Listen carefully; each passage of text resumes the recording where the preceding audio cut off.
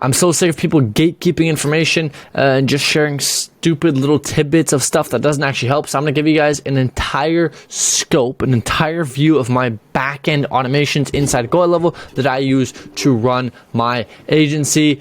Without further ado, let's dive right into this bad boy. So there's 3 things we'll cover. Okay, we're going to talk about outbound, inbound, and then meetings. Okay, so ads, cold outbound DMs, and then meeting indoctrination sequences. Let's start with ads first. So for when running ads, here is the 3 or 4 workflows that I use. Number uno is obviously when the form gets filled in. So right, if you're running ads to a lead form, you would replace it with lead form. If you're running ads to a landing page, you would just run it as when form gets submitted, run this automation. Cool. So first things first, obviously Facebook conversion API so we can track all the data. Next step is internal notification to let the team know, or as in me, hey, we have a new ad lead, just so we know.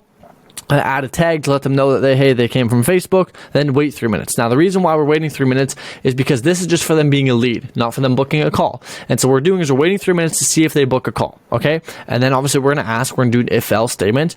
Did the prospect book a call? Okay, so the automation looks like this. Did prospect book a call? Yes, tags include demo call, right? And so obviously if they book a call, they're going to get added, the demo call tag is going to get added. Therefore, this would be a yes, right? If the answer is yes, it's going to remove them from this workflow because now they're in a different workflow, getting the indoctrination sequences messages from the meeting indoctrination sequence, which I will share after this. But if they didn't book a call, right, and the reason we do 3 minutes is 5 minutes is just too long of a wait time. We want to, speed to lead is super important. But if you do anything less than 3 minutes, people might still be rummaging around and might be trying to put in information. So 3 minutes is a safe number, has yet to fail us. Okay, if it's no, they didn't book a call. First thing we're gonna do is we're going to add a not book tag just so we know that they weren't booked. Okay, we're going to add them to the pipeline just to let us know that hey, these people came from Facebook ads.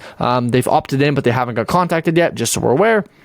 We're going to send them a super quick message. The one I send is, hey, it's a name from company name. Wait a few seconds, right, just to make sure the messages look real. Send them another text. Super excited that you were looking for information on our program. Is there any resources I can send you, right? And the reason we send this is to entice a response. If people respond, they'll be much more likely to continue on the conversation, hence why we send this, right? After this, I add them to the workflow. Now, you could right here, you can have an internal notification. I just add them to the workflow. And for context, the workflow they're getting added to is Power 1, which is Power Dialer 1, follow-up 1, whatever you want to call it. So let's go over to that one. So obviously, if everybody that does not book a call but has opted in, first things first, internal notification. I want to know, I and the team and the ISA should know that, hey, somebody booked in but did not book. Call them in the Power Dialer, right? Update the opportunity to let them know that, hey, they're in follow-up number 1, right? So now they're in a new section of the pipeline.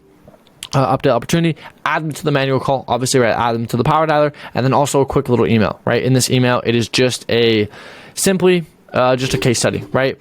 When people are hesitant, it's likely because they're just unsure, and so we want to make sure that they are sure by doing 2 things. 1, making sure that they know we care, and 2, making sure they know that we are the best. Okay, so we do that by sending case studies and just real value. Okay, so send value and case studies. All your indoctrination, all that your follow-ups, all that they should be is literally just value and case studies. Value and case studies, that's it. Nothing else. Either give value or send a case study, nothing else. There's no other reason. Nothing else you need to be putting in follow-ups, okay? So just little bit of a case study on one of our good clients, okay? Boom. Now, obviously, they're going to get called, right? And then here's where follow-up number 2 comes in. Depending on the outcome of that call, 1 or 2 things will happen. Either 1, we'll put them on DND, right? Or we'll put them in our database reactivation campaign. Right, so we'll mark them and they'll get removed from this workflow. Or number 2 is they book a call. Or number 3 is they don't answer. Okay, so either they book a call, they get put on D&D, right? So they answer, but they didn't want to book. Or number 3 is they didn't answer. And so number 3 is if they didn't answer, right? Call status is going to say did not answer in workflow Power 1. And then obviously if they didn't answer, we want to call them again. And so therefore they get moved into this workflow. We update the opportunity to let us know that, hey, this is their second time around being called. Wait a day, because obviously it'll be a day after you call them. So right as they get called, they're not going to pick up, move them. And by the way, you can double dial your leads and I highly recommend it. It's not set up in this specific workflow, but definitely I do recommend double or even triple dialing your leads just so we're clear. But in this case, okay, you're going to wait a day. Obviously you're not going to, call them 8 times in one day. So wait a day. Then what I do is we send a quick little text message, which is just another case study. Okay. So, hey, Just a case study, our partner was hesitant, he passed, but 2 months later he came around and made a much money. Are you opposed to learning more info on this, right? Super quick, subtle, little text message, and then manual call, right? Add them back to the power dialer, call them up again, as you should, because you should be calling up your leads every single day. And now you can have more follow-ups than this. In this case, we just had 3. It worked well for us, and then we added them to a long-term nurture, aka database reactivation campaign. After this, if they didn't reply to any of these, if they were in the old yada, right, in the old workflow, and they did not answer, then they get put in this workflow, up the opportunity, wait a day, send another case study, send a text message and an email, add them to the manual call, and then remove the opportunity, right? Because they're going to get added into a new workflow, or they're going to book. And so either way, we need to remove them from this workflow, okay? That is how my ads indoctrination, that's how my ads automations worked, right? So that's how the ads worked. Granted, is there things that you could add to make this better? Yes, of course. I'm just showing you what we did and what worked for us, okay? So keep that in mind. Now, I'll briefly go over this one. This one's really confusing. This is for outbound, but I'll try and make it make sense. So basically, how our systems worked is whenever one of our setters, one of our VAs, would get a lead on Instagram, right, from cold DMs, they would put it in a Google Sheet. And at the end of the Google Sheet, there's a little button that said Zap to Zapier. And the second you would click that, it would automatically send it to Zapier. And Zapier would take that Google Sheets row and add it into GoILevel as a new contact. And then once that happened, they would get added into this workflow. Okay, so that's a bit of context. Now it happened. The contact would get created, okay? It would update the opportunity right in the pipeline. It would then assign it to the user, which would be the ISA, to call them. In case we called all of our outbound leads, it would send an internal notification to the team to let us know that we have a new lead to call, right, to the ISA. And then it would add them to the power dialer so that we know that, hey, we need to call this person. Okay, so that's how that step 1 worked of the outbound lead. Now there's 2 other parts of this, which is the outbound call follow-up, right? So obviously if they didn't answer, right, and they were an IG lead, so we make sure it didn't answer and our IG lead. That way we're not getting like random ad people in here. It's going to wait 3 hours. It's going to add them back to the power dialer, right? We want to be calling these people a lot, especially if they're coming from outbound. Send an internal notification to the team to let us know we need to call a lead again. Manual call, add them back to the manual call, and here's what happens. It just keeps waiting, right, about a day, and then adds them back to the manual call. Wait, add them back. Wait, add them back. Wait, add them back. SMS. The reason for this is what's going to happen is when the person picks up, one of 3 things is going to happen, or one of 2 things will happen if they pick up. They'll either book, or they'll tell us to frick off and we'll put them on D&D. And so if we put them on D&D, they get removed from this workflow anyway, which is why we just have all of these in one workflow, right? Because obviously if they don't pick up, then we just keep dialing them, right? And then very simple, just follow-up sequence, just value and case study as other text messages. The last part to this is just our last chance follow-up, right? Which actually we didn't use this one very long because it's not as good, but it's essentially the same thing. Just a bunch of follow-ups, right? Did they reply? Yes, remove, yes, remove, yes, remove. That one we didn't really use, so I won't really cover it too much. But let's get into the meetings, right? Let's actually just talk about our meeting indoctrination. And then real quick, actually before the meetings, I'll show you some real value, which is if anybody ever was like, I'm not interested right now, they get removed from all workflows, right? So that way they're not getting sent random follow-ups even though they said they're not interested. For onboarding, okay, we have a sequence which I'll show you, right? So when the client gets put in onboarding, the sequence, obviously opportunity change, remove from all workflows to make sure we're not sending them random messages, internal notification to me to call them, to welcome them to the team, and then we send them a welcome email, right? And this welcome email just says, congratulations, woo name, what an exciting moment.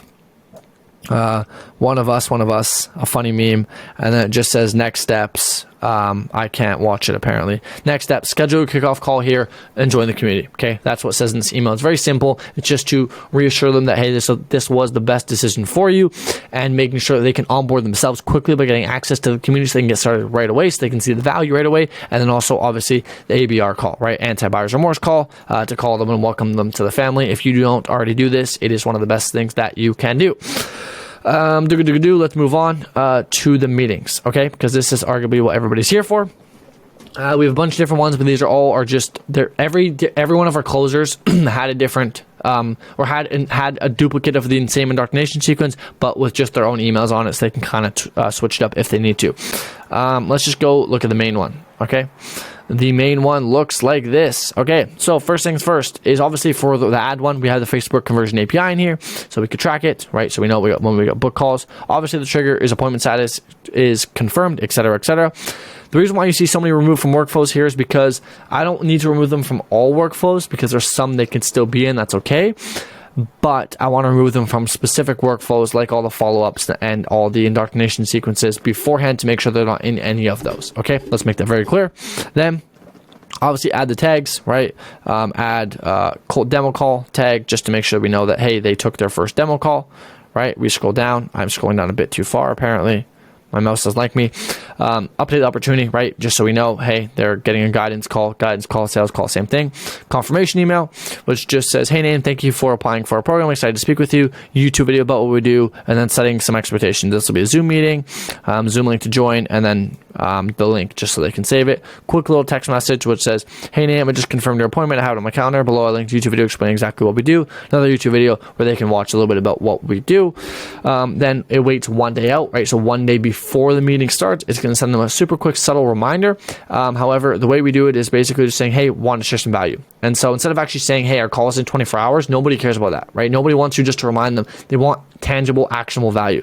And so I send them a quick YouTube video on some value that they can get, that they can use. It's very simple, right?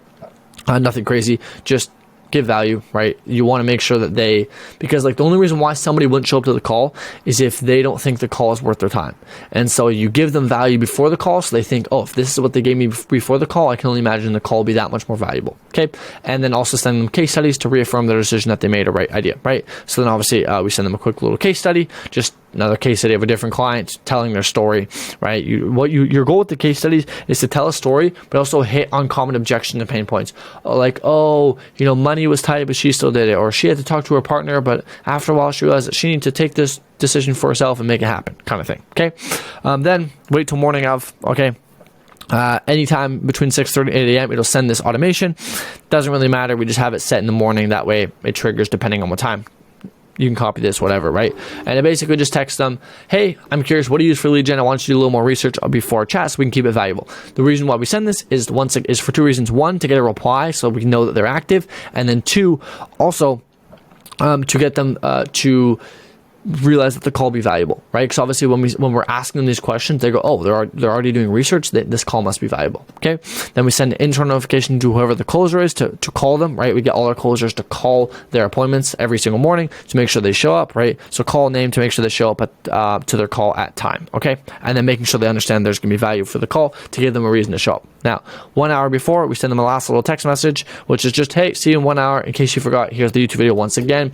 We are really, really, really, really focusing in on making sure they get indoctrinated, right, and get educated before the call. It is terrible to hop on a call with a prospect that is not educated, right? So therefore, we make sure that we send them that YouTube video multiple times to ensure they've watched the video so they understand exactly what we do, who we are, etc. So we can save time on the call and start indoctrinating them, okay? It's almost, I don't say useless, but I know there's some agencies out there that literally will not take the call with a prospect until they've watched the call, okay? Watch the video already. So that's why we send it so many times, because it's very, very, very important.